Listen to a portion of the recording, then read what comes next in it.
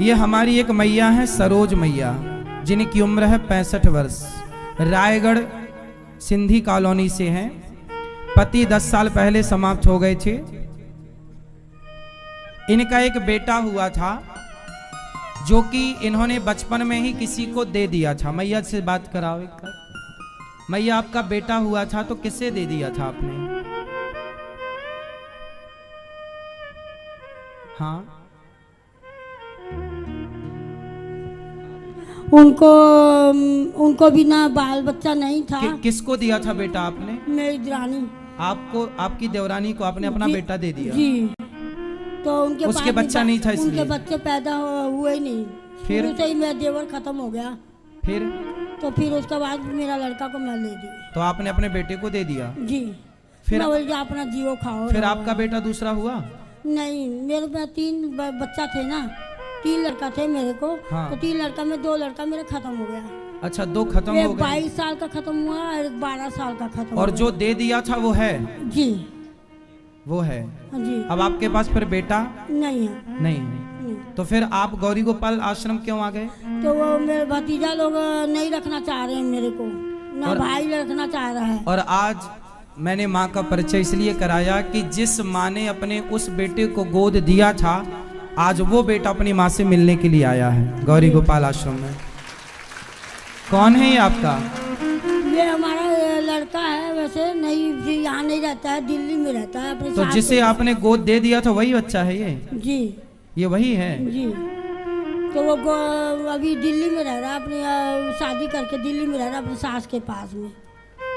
अब बात कराओ भैया से। राधे राधे महाराज जी। क्या नाम है आपका? मेरा नाम दीपक है। ये वही दीपक है जिस दीपक को इनकी माँ ने बचपन में अपनी देवरानी को, है ना देवरानी? जी महाराज जी। देवरानी को दे दिया था जब ये 6 महीने का था। तो आज ये अपनी उस माँ से मिलने आया है जिस माँ ने इन्हें जन्म दिया है। गौरी गोपाल आश्रम में ये वृद्ध माता रहती हैं। इनके घर में कोई इनकी सेवा नहीं करता। तो बेटा, आप अपनी ये जो माँ है आपकी, तो आपकी वो माँ जिस माँ ने आपको गोद लिया, वो माँ की सेवा करते हो आप? महाराज जी, वो भी मेरी नहीं सुनती है। वो हरियाणा में एक भिवानी के शहर में रहती हैं अकेली। उनको मैं बोल बोल के थक चुका हूँ कि यहाँ आ जाओ। जब मेरे पास अपना किराए का मकान था ना, तब भी मैंने उनको इतना बोला कि यहाँ आ जाओ, मैं आपकी सेवा करूँगा, साथ में रहो, मिलके रहो। लेकिन उन्होंने अपने भाइयों के चक्कर में मेरे से मतलब बिल्कुल ही अलग से सब कुछ। चलिए, वो अपना व्यवहार उनकी जगह है, पर आप उनके प्रति श्रद्धा रखिएगा। मैं उनके प्रति अपनी श्रद्धा रखता हूँ और मैं हर 15 दिन में उनको देखने जाता हूँ।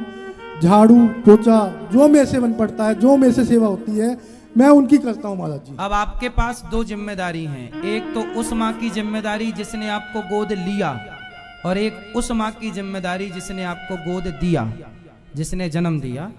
तो आपकी अब 2 माँ हो गई, और 2 माँ हैं तो दोनों की जिम्मेदारी आपकी हुई कि नहीं? जी महाराज जी। तो ये जो माँ है, इनकी जिम्मेदारी, ये तो जन्म देने वाली माँ है। चलो, वो माँ किसी कारणवश ठीक है, उनकी भी सेवा करो, उनमें भी श्रद्धा रखो। पर ये आपकी जो जन्म देने वाली माँ है, इनमें भी आपको श्रद्धा रखनी है और सेवा करनी है। महाराज जी, मैं इस चीज़ के लिए तत्पर हूँ, लेकिन अभी के लिए मैं मजबूर हूँ क्योंकि मेरे पास अपना आसरा नहीं है। आपके पास अपना आसरा नहीं है? मैं खुद अपने ससुराल में रह रहा हूँ। अच्छा।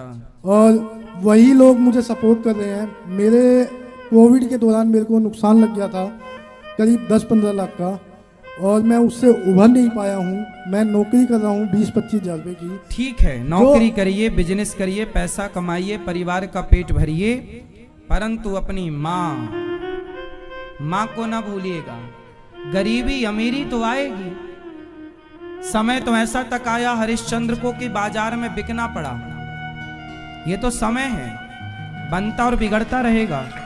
लेकिन इस समय में, जब समय अच्छा है हमारा, तब हमने माँ की सेवा की, और जब समय बिगड़ा तो माँ को घर से निकाल दिया। ये तो कोई बात नहीं हुई ना? अरे समय बिगड़ा है, उस समय भी नमक रोटी खाएंगे, पर अपने धर्म का पालन करेंगे, सेवा तो करेंगे ना अपनी माँ की। महाराज जी, मैं जो हम खाते हैं वही खिलाएंगे। और ससुराल में क्यों रहना, ठीक है आपकी मजबूरी है अलग विषय, पर मैं आपका भाई होने के नाते, क्योंकि जिस माँ ने आपको जन्म दिया वो माँ गौरी गोपाल आश्रम में रह रही हैं, तो वो मेरी भी माँ हुई, इस नाते से आप मेरे बड़े भैया हो गए। इस नाते से मैं आपको एक सलाह दे रहा हूं कि कभी नमक रोटी खाना पड़े तो खाओ, मेहनत जितनी करना पड़े करो, पर किसी के टुकड़ों पर पलने की कोशिश मत करो, यहां तक कि पिता के भी टुकड़ों पर नहीं। सेल्फ डिपेंड, माना कि आपका नुकसान कोरोना में हुआ, फिर भी आपको फिर खड़े, गिरो फिर खड़े हो जाओ, गिरो फिर खड़े, बच्चा गिरता है फिर खड़ा होता है, फिर चलता है, फिर गिरता है, फिर खड़ा होता है। अरे गिर गिर के संभलना ही जीवन है, इसलिए संभलो। वही कर रहा हूँ महाराज जी, लेकिन मुझे अभी वो लोग सपोर्ट कर रहे हैं। हाँ अच्छा है, आपके ससुराल पक्ष अच्छा है कि आपका सपोर्ट कर रहे हैं। वो मुझे सपोर्ट कर रहे हैं, और जो मेरे सर पे कर्ज है वो सपोर्ट कर रहे हैं तो उसका लाभ लीजिए और जल्दी खड़े हो जाइए। वो वही कर रहे हैं महाराज जी, हम एक्चुअली उनके भी। और माँ की सेवा करो उस हाल में भी, ठीक है। मैं आया इसीलिए था महाराज जी, हाँ मिलने के लिए भी इसीलिए आया हूँ। तो आप अभी माँ को लेके जा रहे हैं? महाराज जी अभी मैं असमर्थ हूँ बिल्कुल भी, क्योंकि मेरे पास अपना। चलो कोई बात नहीं, अभी आप असमर्थ हैं, पर मुझे वचन दो कि जब आप सेल्फ हो जाएंगे, जैसे ही आप बिल्कुल अपने पांव पे खड़े हो जाएंगे, तुरंत अपनी माँ को लेकर सेवा महाराज जी बिल्कुल। और माँ की सेवा ऐसे करना जैसे भगवान की सेवा की जाती है। बिल्कुल महाराज जी। देखो माँ की दुआएं कभी खाली नहीं जाती, ये बात भगवान से भी टाली नहीं जाती। बर्तन मांझ कर 4 बच्चों का पेट भर देती है माँ, पर विडंबना के उन 4 बच्चों से एक बूढ़ी माँ पाली नहीं जाती। माँ, एक बेटा भी आया कुछ दिन पहले, वो अपनी माँ को लेकर गया, मैं बहुत खुश था।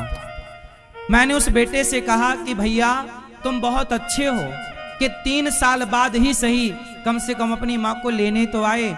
उन बेटों से तुम बहुत अच्छे हो जो आए भी नहीं, फोन भी नहीं लगाया। पता नहीं बच्चों को क्या हो गया है। अरे ये माँ नहीं है, बच्चों का भाग्य होती है माँ। यदि देखो होता क्या है ना, जैसे कोई व्यक्ति गलत आचरण करता है, गलत जैसे चोरी कर लिया, मर्डर कर दिया, बलात्कार किसी ने कर दिया, तो उसकी एफआईआर दर्ज हो जाती है। और एक बार सरकारी रिकॉर्ड में एफआईआर दर्ज हुई तो जब तक आपके प्राण रहेंगे तब तक सरकारी रिकॉर्ड में ये रहेगा कि आपने उस समय ये अपराध किया था। उसी तरह आप बाद में कितने भी अच्छे हो जाओ, लेकिन वो रिकॉर्ड सरकार के पास रहेगा कि आपने ये कभी अपराध किया था। आपका रिकॉर्ड बिगड़ गया, बैड रिकॉर्ड बोला जाएगा ऐसे कि आपका रिकॉर्ड खराब है भाई साहब, आपने मर्डर किया था, आपने बलात्कार किया था, फला फला फला। उसी तरह जो अपनी माँ को घर से निकाल देता है, अपने माँ की सेवा नहीं, बाप की सेवा नहीं करता, ईश्वर के सरकारी दस्तावेज में भी, ईश्वर के सरकारी दस्तावेज, सरकार के सरकारी दस्तावेज में उस व्यक्ति का रिकॉर्ड बिगड़ जाता कि भाई तुमने, अब तुम कितने भी जन्म लो, तुम्हारा रिकॉर्ड ईश्वर कहेंगे कि तुमने उस जन्म में देखो माँ की सेवा नहीं की। इसलिए बेटा इस अपराध से बचना। आप भाई हो मेरे, समझा रहा हूं, मान लो, माँ की सेवा करो। जो लोग छोड़ रहे हैं अपनी माँ को, बहुत बड़ा अपराध कर रहे हैं, आज नहीं, कल नहीं, परसों नहीं, उन्हें इस पाप का दंड भोगना पड़ेगा। बहुत भयंकर दंड है इसका। इसलिए सेवा करना है अपनी माँ की। किसी भगवान कभी उसे माफ नहीं करते जो अपनी माँ की सेवा नहीं करता। ईश्वर की डायरी में वो अपराधी होता है सदा के लिए जो सेवा नहीं करता। तो आप समर्थ हो जाओ, जल्दी भगवान करें, आप जल्दी अपने पांव में खड़े हो, ये आशीर्वाद आपके लिए, और जल्दी अपनी माँ की सेवा करो, ठीक है।